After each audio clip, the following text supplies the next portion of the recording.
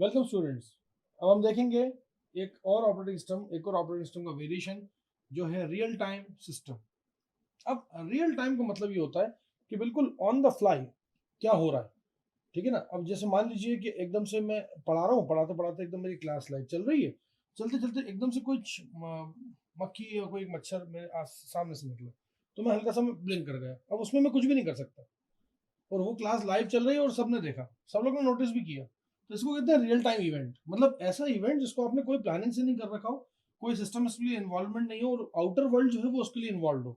मतलब ऐसे operating system जो कि आउटर वर्ल्ड से उसके जो number of events outer world के उससे प्रभावित होते हैं, वो इवेंट्स को मैनेज करने के लिए रियल टाइम ऑपरेटिंग सिस्टम चाहिए।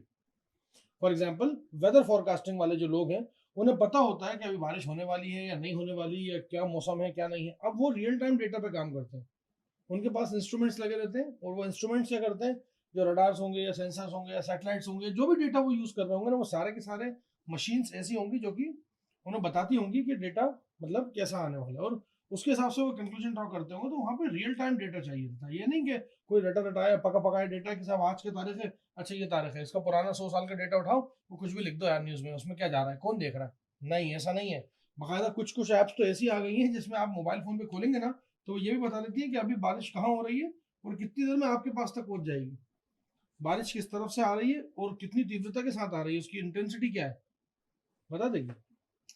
टेलीफोन स्विचिंग इक्विपमेंट्स के जो आपके जो टावर्स लगे रहते हैं, उनके अंदर रियल टाइम डेटा आता है पूरा पूरा। भाई कौन किसको कितने बजे कॉल करेगा, कैसे पता है आपको? पहले से कोई एल्गोरिथम थोड़ी बना सकते हैं आप। फ्लाइट कंट्रोल मैनेजमेंट, जब आपकी फ्लाइट्स आती हैं, जो एयरपोर्ट पे जब लैंडिंग करती हैं, वो तो जाहिर सी बात है उनमें कभी ऐसा नहीं होता कि नहीं 8:05 पे ये फ्लाइट आएगी तो 8:05 पे वो लैंडिंग करेगी, ऐसा नहीं है। कभी कभार मौसम खराब हो जाता है तो रियल टाइम का डेटा भी चेंज हो जाता है। तो रियल टाइम सिमुलेशन करना हमारे पास बहुत जरूरी था। हम कोई भी चीज को ऐसा नहीं कर सकते थे। अब रियल टाइम करने के लिए हमारे पास यहाँ पे भी दो वेरिएशन थे, एक था हार्ड रियल टाइम और एक था सॉफ्ट रियल टाइम। जो हार्ड रियल टाइम जो थे वो ऐसे क्रिटिकल टास्क जो होते थे जिनको कंप्लीट करने के लिए एक सर्टेन लिमिट ऑफ जो टाइम था वो दे रखा जाता था। मतलब रेंज ऑफ टाइम जो है वो दे रखा। जैसे मान लीजिए मैंने एक रोबोट को हायर किया, कि कार की बॉडी जो है उसको वेल्ड करना है तुम्हें। अब रोबोट वेल्डिंग करेगा, अगर उसने बहुत जल्दी वेल्डिंग कर दी तो भी गलत, अगर उसने बहुत देर में वेल्डिंग करी तो भी गलत। वो तो क्या होगा कि वो हार्ड रियल टाइम सिस्टम इस्तेमाल करके कार की वेल्डिंग को कंप्लीट करेगा। और आप देख ही रहे होंगे आजकल जितनी भी कार्स बन रही हैं, कौन सा कोई एक बंदा काम करता है, सारे तो ऑटोमेटेड मशीन से। रोबोट हैंड से उसकी पेंटिंग भी हो जाती है, रोबोट हैंड से उसके अंदर सब कुछ जाती है। थोड़ा बहुत जो आखिरी आखिरी का फिटिंग विटिंग का काम होता है, छोटा मोटा स्क्रू लगाना, उसके लिए लोग रख लेते हैं, वो अलग अलग बेस से निकलती हैं। आप देखना, आपको नेशनल इस पे डिस्कवरी चैनल पे दिखाते भी है कई बार। तो ये जो रोबोट काम करता है ना, ये करता है बिल्कुल हार्ड रियल टाइम पे। मतलब इसको एक सर्टेन टाइम बता दिया गया है कि भाई तुम्हें इसकी वेल्डिंग जो है करना है, और इतने सेकंड तक करना है, क्योंकि ये इसका जो लोहा है ये इतना ही सह पाएगा। इससे ज़्यादा तुम करोगे तो वो अंदर से गल जाएगा, अगर तुमने कम करा तो ये कमज़ोर हो जाएगा, और वो कमज़ोरी फिर आगे जाके एक्सीडेंट्स और दूसरी चीज़ों में उस कंपनी को नुकसान पहुंचाएंगी। ये कार ही स्टार्ट आपने बना के तैयार करी, पूरी बिखर गई। तो कहने का मतलब ये होता है हार्ड रियल टाइम। दूसरा इसका वेरिएशन होता है सॉफ्ट रियल टाइम, जिसमें थोड़ी सी रिलैक्सेशन होती है। आई रिपीट, ज़्यादा रिलैक्सेशन नहीं होती, लेकिन थोड़ी सी रिलैक्सेशन होती है। Digital audio system, multimedia system, ये सारे सॉफ्ट रियल टाइम पे बने हुए हैं। इसमें क्या होता है कि इसमें थोड़ा सा 1-2 सेकंड का फासला हो सकता है। खैर, ये तो एक बहुत छोटी सी बात थी। अब जो मेन बात है वो यहाँ पे ये है कि रियल टाइम और क्या करता है।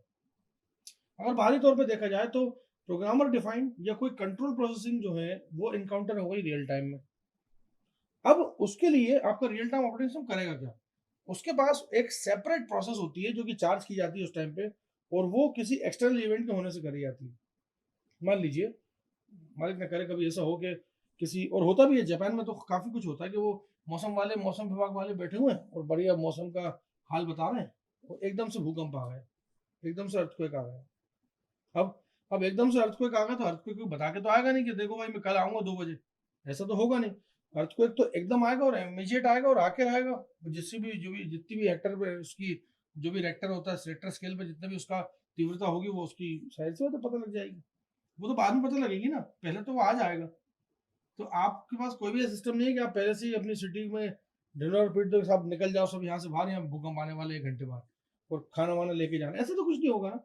तो हमेशा रियल टाइम के अंदर क्या होता है कि कई बार ऐसी चीजें आ जाती हैं, ऐसे एक्सटर्नल इवेंट आ जाते हैं जिसको आप, जिनकी ऑकरेंस को आप कुछ नहीं कर सकते, और इस टाइप की ऑकरेंस को हम बोलते हैं इंटरप्ट।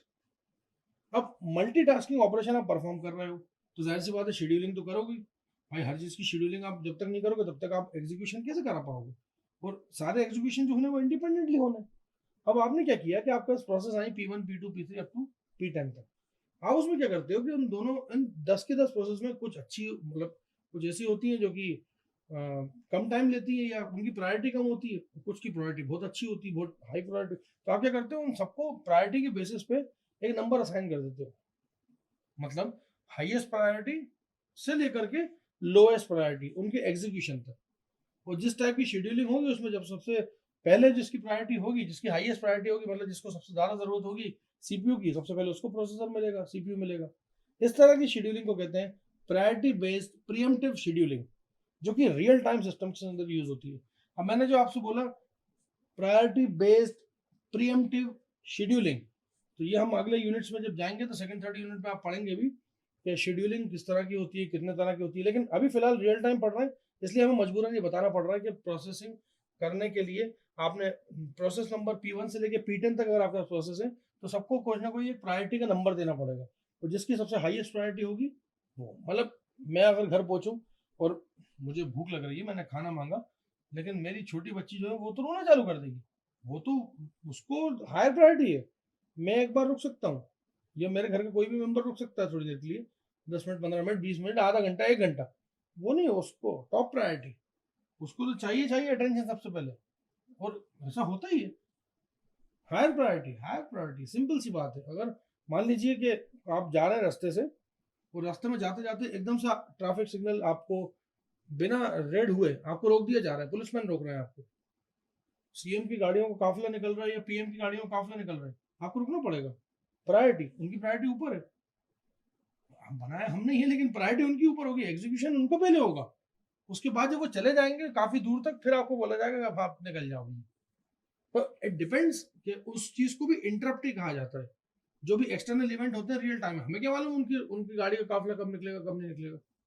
चलो ठीक है, पीएम का तो मालूम चल जाता है शेड्यूल, भाई इस रोड से निकलने वाले हैं, तो पहले से तैयारी होने लगती है। लेकिन सीएम या कोई नेता मंत्री बड़े जो हैं दिल्ली से अगर आए हैं कोई, तो फिर हम क्या करेंगे, हमें तो रुकना पड़ता है ना। तो एक्सटर्नल इवेंट जब होता है तो वो हैंडल करने को हम उस एक्सटर्नल इवेंट को इंटरप्ट नाम दे देते हैं।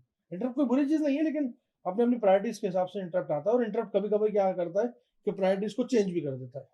तो ये था मेरी तरफ से आपको एक छोटा सा नमूना जिसमें मैंने रियल टाइम ऑपरेटिंग सिस्टम समझाया। Thank you so much.